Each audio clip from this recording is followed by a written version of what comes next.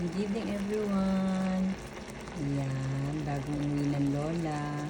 At syempre, gumawa muna ng kung ano-ano dito sa bahay. At ito ang ating huling gagawin. Gumawa ng ulam para sa kubento natin bukas. Meron ako ditong parang skinless siya.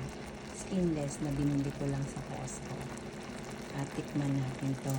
Itong baon natin bukas. Matitikman natin kung ano ang kanyang lasa. At ito ay gawa sa, syempre pag Costco, mga American brand yan, gawa siya sa Canada yata. Ayan. Kaya, blessing ulit yan. Diba? Thank you for the food, Lord. Thank you. And everyone, keep it up. God bless. Bye.